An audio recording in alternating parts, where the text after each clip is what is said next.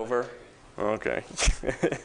Look at the contents of each biblical period and then kind of like link them together, because we're good at remembering stories. We're good at remembering songs. We're not so good about remembering like isolated facts, one after the other.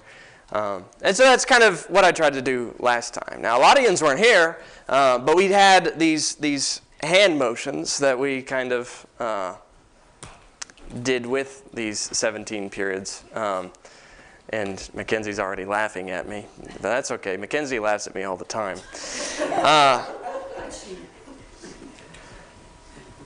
So for all of us, those of you who weren't here last time, or just as a refresher for those who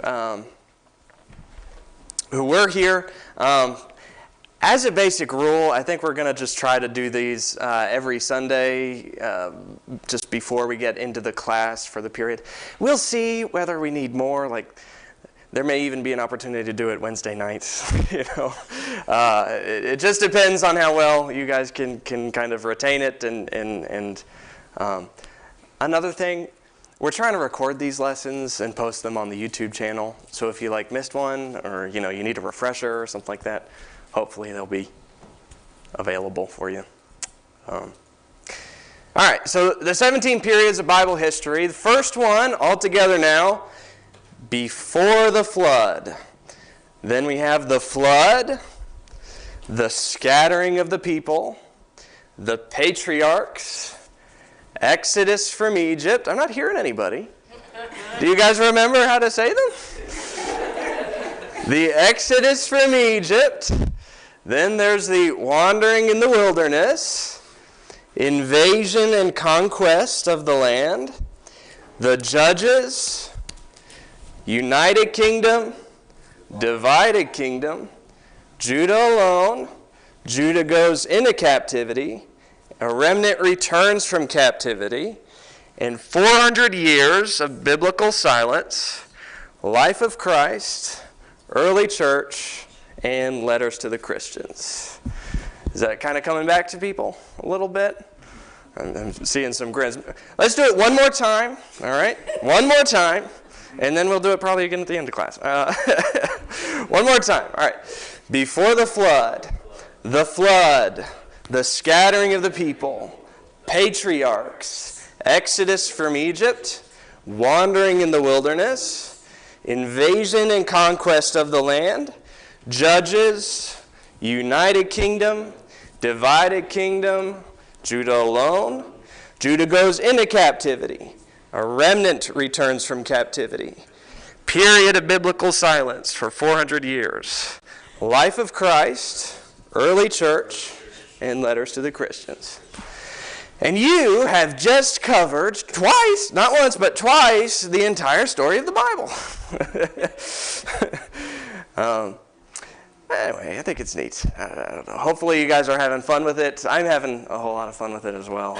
I enjoy it. But the next kind of cycle that we're going to do is we're just going to go through in a little bit more detail through each of these time periods and just look at the stories that are in them. And there are probably going to be some periods that you know really, really well, and you could tell me, a ton more stories than what we're going through about these periods. But we're going to try to not lose the forest for the trees, lose the forest for the leaves, and we're going to try and keep it somewhat basic. Our first period, before the flood, covers the first 5 chapters of Genesis, and according to the genealogy found in chapter 5, around the first 1,600 years of God's creation. What kind of stories do we find before the flood? The first sin, the consequences. All right. So before the first sin, what did we have to have? Creation, right? And then Adam and Eve in the garden, right? And then, of course, Adam and Eve were in the garden, and that's where they ate of the tree that God told them not to, and that's when we have the first sin. Then we have Cain and Abel recorded. This is going to be kind of a theme, and this kind of like, we're going to see later on in the period of the flood that this order of events is kind of in a way mirrored with Noah.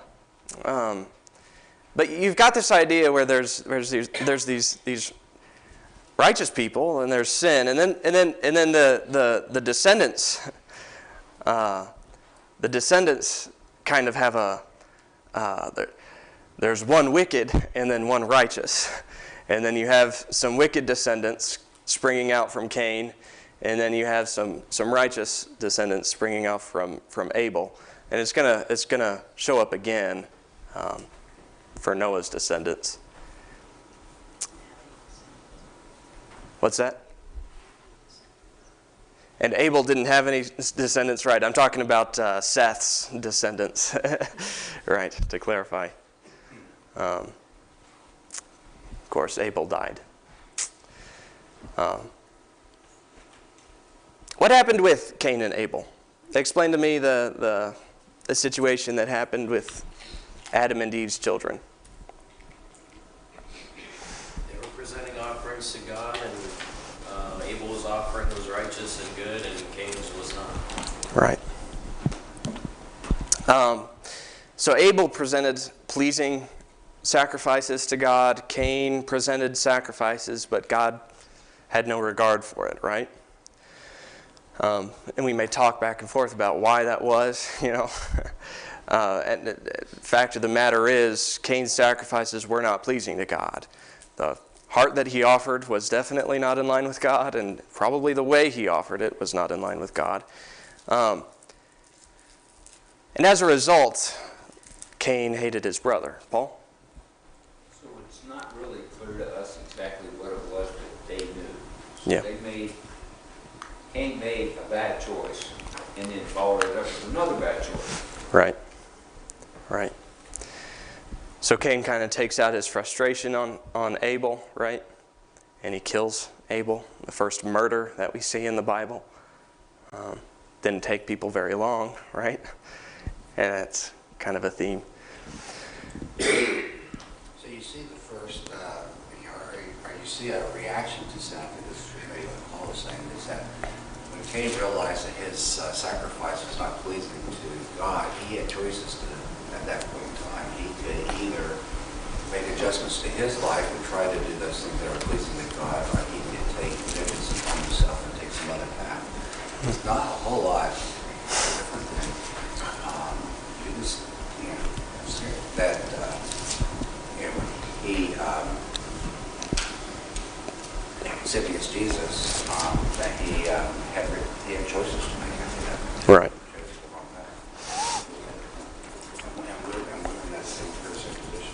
Right. You know, what's kind of interesting to me, and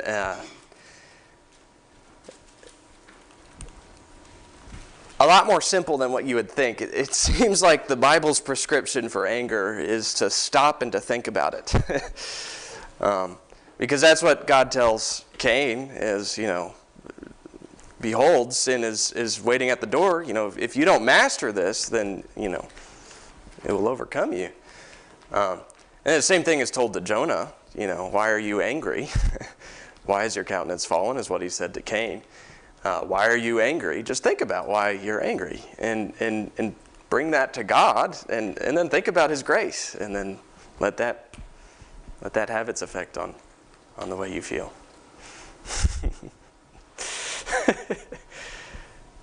So at the end of the story, Cain kills Abel, right? And as we're looking at Genesis chapter 4, in verse 16, it says, Cain went out from the presence of the Lord, and he settled in the land of Nod, that's east of Eden.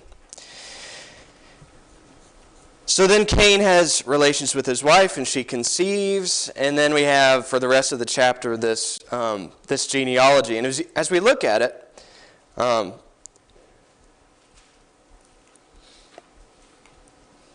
not going to make somebody read it because it's kind of cruel to make you read all the names. But as you guys kind of like go over this genealogy, what are some standout examples from Cain's lineage? What are people doing? Living very long. That's true. They're building cities. Yeah.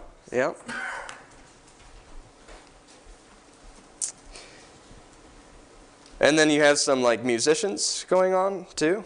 And like they seem to be inventors, right? They're making implements of bronze and iron.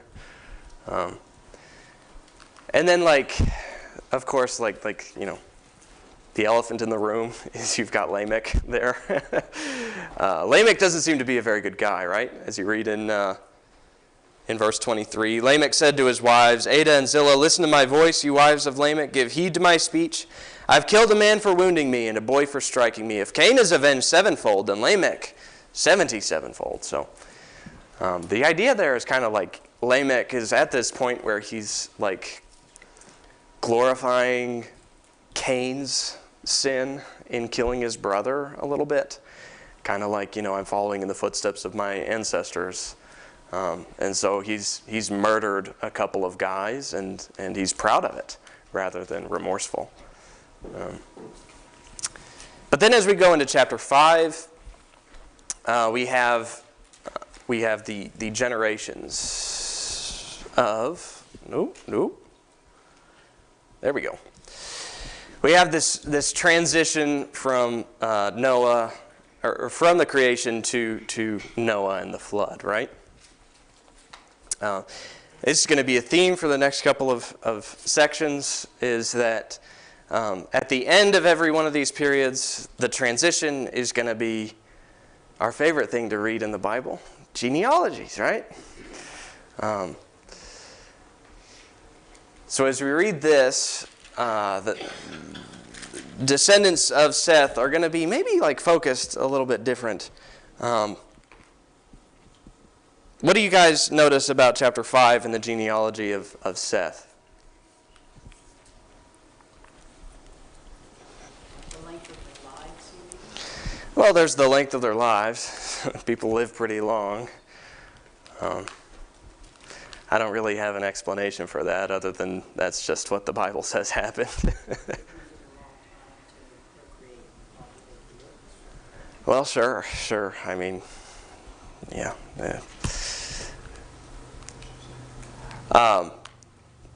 What are these descendants of Seth doing?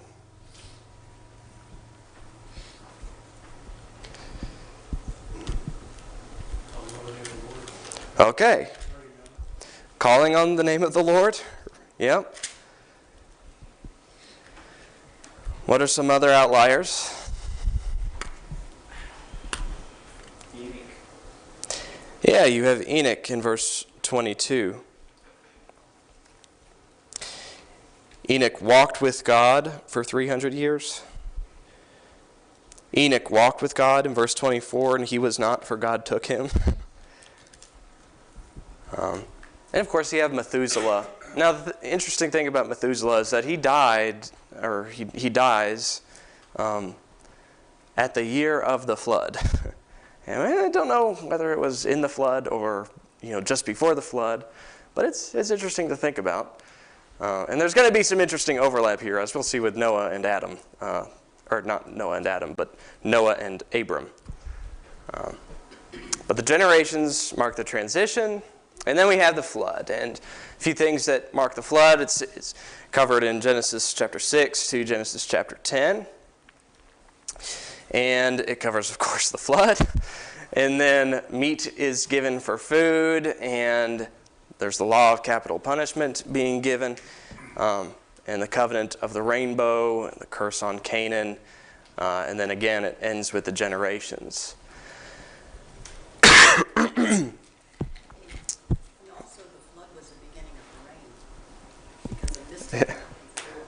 Sure. And Janice is adding that before the flood, a mist would come up and water the ground. Right? Yeah. This is a list of events that happen and occur within these chapters. Of course, we have the curse on Cain that we need to kind of, or Canaan, that we need to address. What are the circumstances around the curse on Canaan? How does that occur? Ham's sin of seeing Noah naked in his tent, telling his brothers instead of dealing with it himself the way he should have. Right. So as we look at that in Genesis chapter 9, after the flood happens and Noah and his family arrive safely on the ground, Noah plants a vineyard and he makes wine and then he gets drunk. He falls asleep naked in his tent. And then one of his sons, Ham, comes up and goes into the tent, and then he sees that his father is naked, and he goes to his brothers, that's, I imagine, kind of how it went out, or how it happened. But he humiliated his father, is kind of the short and sweet of it. And because of that, can I get somebody to read 25 through 27? Then he said, "Cursed be Canaan, a servant of servants he shall be to his brethren." And he said, "Blessed be the Lord, the God of Shem, and may Canaan be his servant. May God enlarge Japheth, and may he dwell in the tents of Shem, and may Canaan be his servant." Okay. So Canaan is cursed to be what? A servant to his brothers. Yeah. And there's this whole thing about Canaan, but Ham is his son's name. I think they're kind of used interchangeably here in this section. And it's important for the narrative going on, going forward from this moment. But this is very important, and it's kind of reiterated in the next chapter here.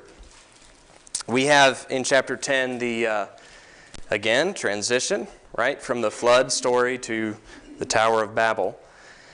And there's three genealogies, or three branches of families that are recorded in Genesis chapter 10. In verses 1 through 5, we're going to have Japheth's descendants. In verse 6 through 20, we're going to have Ham's descendants. And then in 21 through the rest of the chapter, we're going to have Shem's descendants. Shem's descendants are going to be reiterated at the end of verse 11, or at the end of chapter 11.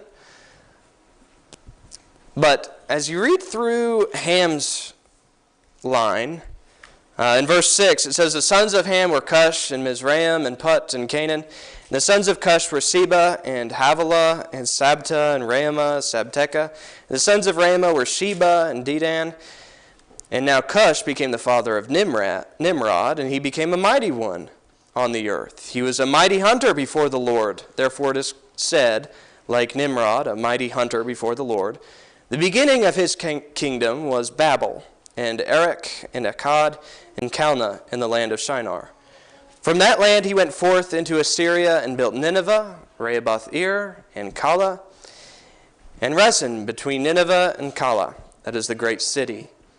Mizraim became the father of Ludim, and Anamim, and the Lechabim, and Nephtahim, and Puthrasim, and Cathlesim, from which come the Philistines, and Caphtorim. And Canaan became the father of Sidon, his firstborn Heth, and the Jebusite, and the Amorite, and the Girgashite, and the Hivite, and the Archite, the Sinite, the Arvadite, Zemarite, the Hamathite, and afterward the families of the Canaanite were spread abroad. The territory of the Canaanite extended from Sidon as you go toward Gerar as far as Gaza, and you go toward Sodom and Gomorrah, and Admah and Zeboim as far as Lasha. All right, that's interesting things to note about the sons of Ham, is that they are characters that we are going to become very familiar with as the story progresses, particularly in this period. Do you remember what this one was? Yeah, conquest of Canaan. During which period do we say that the first 5 books of the Bible was written? At what point? Moses wrote them. Yeah. What would people during Moses' time be thinking as they read this? What kind of dots would they be connecting in their minds? Consequences of sin. Sure. You know, How Andy? they came to be his people. Yeah, they're reading the story of who the Canaanites are that they're about to go in and conquer, and also who they themselves are, right? And basically the narrative, as it unfolds, of people who are choosing to do whatever is right in their own eyes versus a people that have been led out from the land that they know by God, as the story is told with Abram. Because in some of the genealogies in Genesis, he takes small side roads to say this is where these people came from, but he's focusing on the lineage leading to the nation of Israel. Right. Yeah. But anyway, I just think that's interesting to think about. I don't know whether you normally think about these genealogies like that, and we don't normally talk about genealogies, but there are some interesting things to think about in them. You know, some good time can be spent in these. But just try and flesh them out a little. Any other comments or questions up to this point?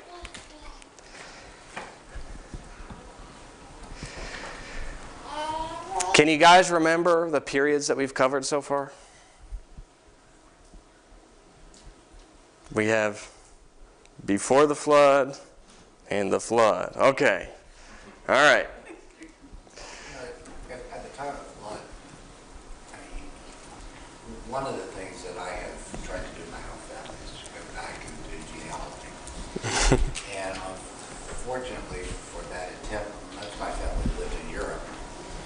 And during World War II, most of that genealogy was erased by floods or by comment and the destruction of areas that would keep that stuff. It kind of puts a limit on my ability to go back. I would think the flood would have done the same thing, that it relied upon somebody who had inspired knowledge to be able to go back and recount those events, because there would have been nobody left on earth that could have passed those stories on.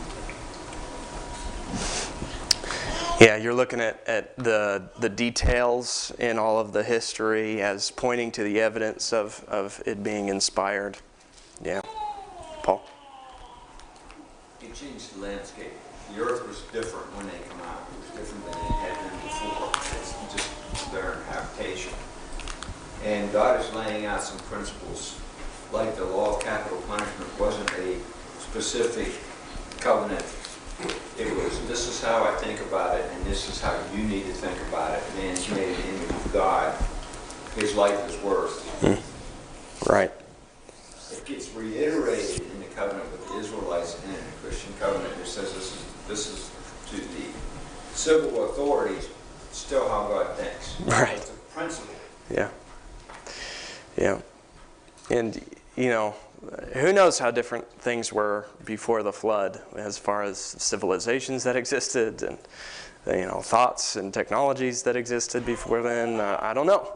I don't know what all that was like. We're told some about things they invented with bronze and iron and stuff like that, but yeah. So moving on to Genesis 11. Oh, well, actually, we're going to look at a map first. So, I don't know how clearly you guys could see that. I hope you can, but this is Mount Ararat. One of our links here with this period, the flood and then the scattering of the people, is that Moses and his family land on Mount Ararat after the flood, and they do the transition from going down from Mount Ararat down to the plain of Shinar, and then they build up into the Tower of Babel, right? And the plain of Shinar is synonymously used with Mesopotamia here, which is this whole region, which is a large region. But anyway, that's kind of the idea there. We have Babylon down here. We have the scattering of the people, Genesis chapter 10 through 11. There's a small kind of like detail in chapter 10, verse 25, where Peleg is said to have lived in the days of the division of the earth, and that may be a clue as to when the Tower of Babel was built or when that event took place, possibly 100 years or more after the flood. I'm not going to be dogmatic about that, though. So, Tower of Babel is built, of course, and you know what happened, guys? Yeah. This would be the perfect opportunity for somebody who knows a second language to pipe up and start speaking Spanish or something. Yeah. First of all, why did they build Babel? For their own glorification. For their own glory, right? In verse 4, can somebody read Genesis 11, verse 4?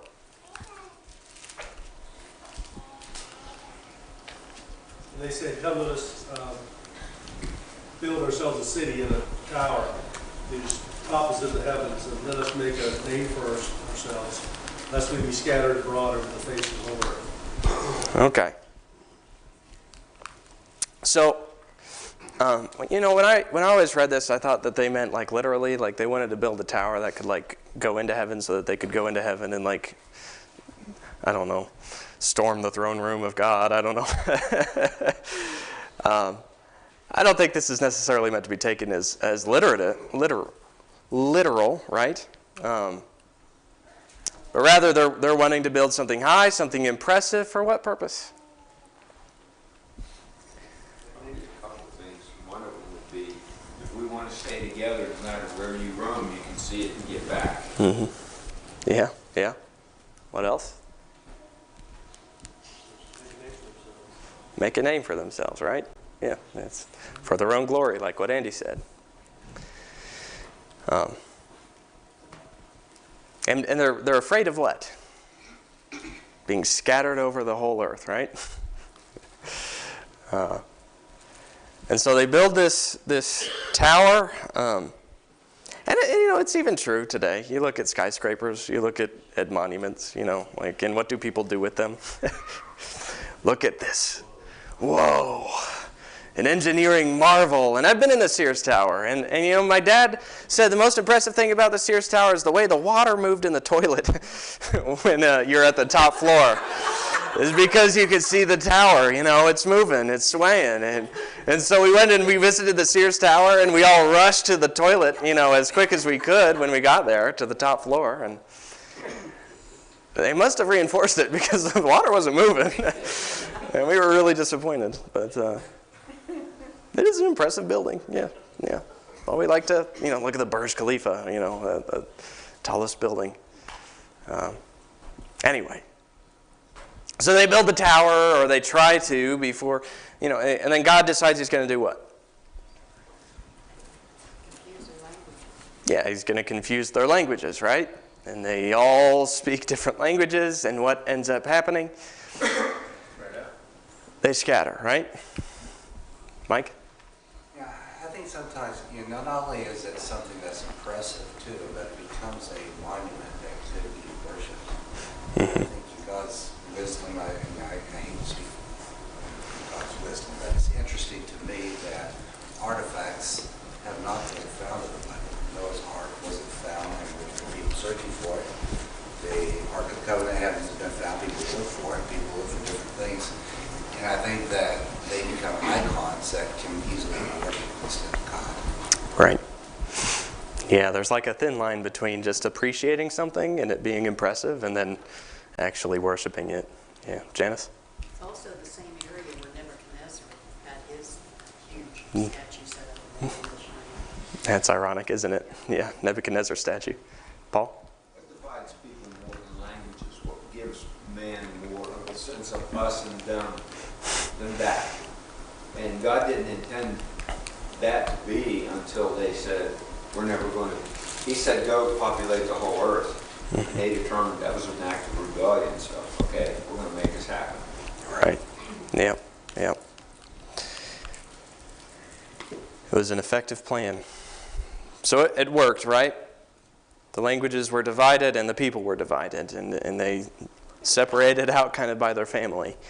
And then we have, at the end of chapter 11, again, our section, our period is ended with generations, right? And it goes over and it rehashes the generations of Shem, and it carries it out even longer, to the point where we get Abraham. The period of the patriarchs. Longest period we've covered so far.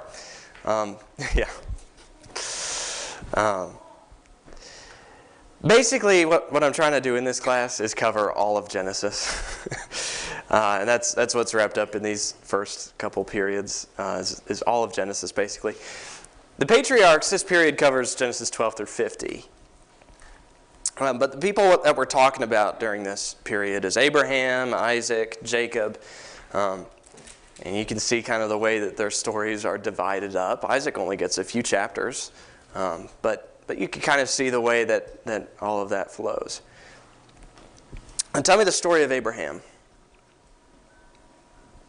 Who was Abraham? It's Chaldean. A Chaldean? Yeah. So, like, if you remember the map that we had earlier, there was Mount Ararat up here somewhere, and then you had Mesopotamia around here. Abram was called as a traveler. Him and Terah, his father, went over here to Haran, and they stayed up here, and then Abraham was called into Canaan, which is around there. I hope you're good at using your imagination on all that. Paul? I think what made it a change was that for 11 chapters, man is still fighting with this problem of sin he can't fix. This is when God says, I'm going to send the fix for the problem of sin. He calls him to begin that process. Right. There's supposed to be a little bit of like a climax building here as we get to the story of Abraham, right? However, so God calls Abraham to live not in a house made out of bricks, not at a pretty resort, He calls him to live as a sojourner, right? And he's wandering around in the land of Canaan. And God makes promises to Abraham. And what are those promises? Have a special land. You have their kingdoms. Have many descendants, and that Christ would come through his lineage. Right. Yeah. So he's going to be blessed with the land, right? God says, take a look around you. I'm going to give this land to your descendants. And then, he's going to be blessed with descendants, right? How many descendants? Well, can you count the stars? Can you count the sand? And then he's going to have, through his seed, he's going to bless all nations. And then in Galatians chapter 3, that is explained to be fulfilled in Christ, right?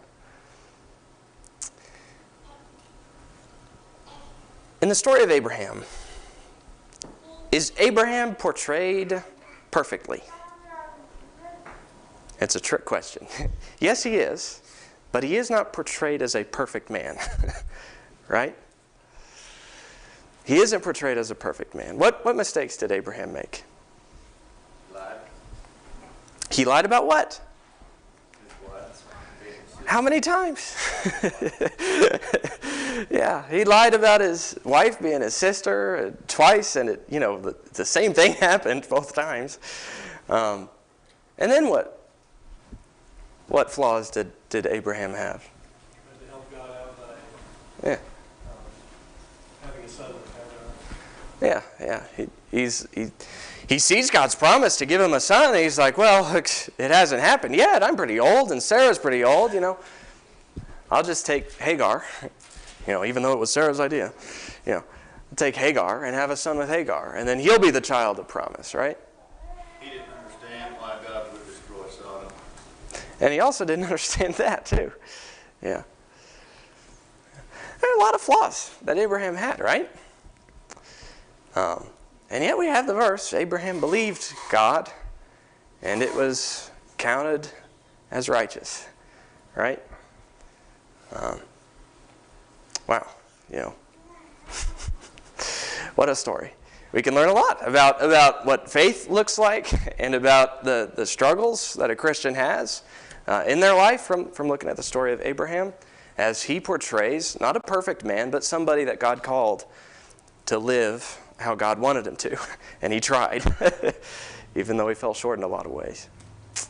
Yeah.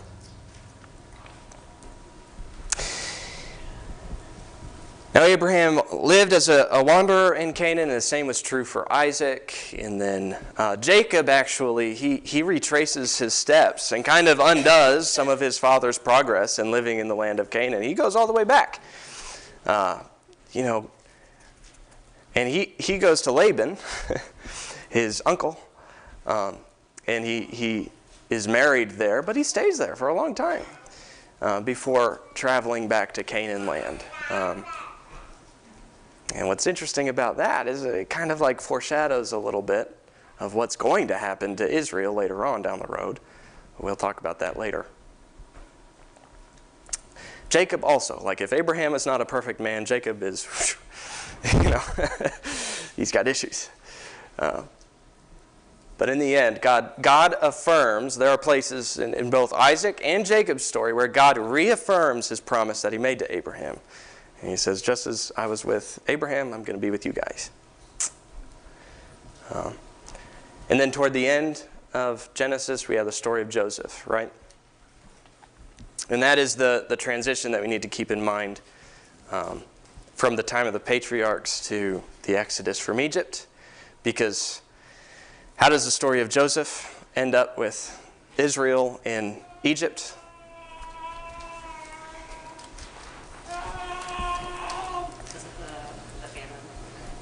There was a famine, and Joseph was in a position to help his family, right? That didn't happen by accident. God said, you meant it for harm, God meant it for good. Joseph was sold as a slave into Egypt. Years and years and years passed, and eventually God blessed Joseph, long story short, to be in a position to help his family move over to Egypt and be taken care of. So that's the period of the patriarchs. Questions or comments so far? You're starting to feel familiar with these periods, right? If you're not already. It's a big,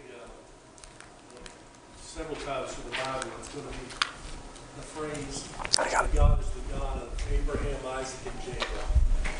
It's reiterated time and time again. It shows the fulfillment from the promise to the start to the fulfillment of that through Jacob and his sons and getting the land and the tribes and all of that.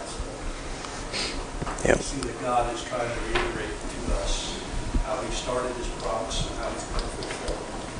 And as we read that, we should realize. Right. Yeah. Everything that God did with these men was very intentional, and it's pointing toward a Savior later on.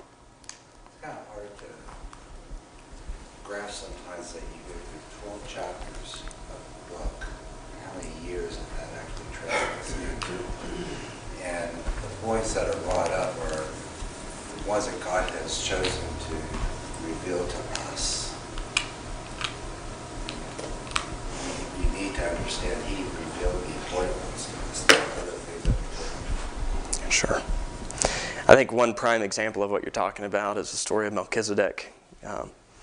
Is that there's this character who comes out of the woodwork, who's a king and a priest, and is a God-fearer, and we don't know anything about him, and yet he's there. He exists. God is working in that period and in every period with people.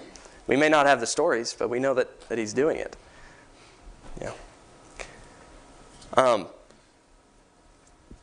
Any other questions about everything we've talked about so far? All right. So with our time left, you know what we got to do?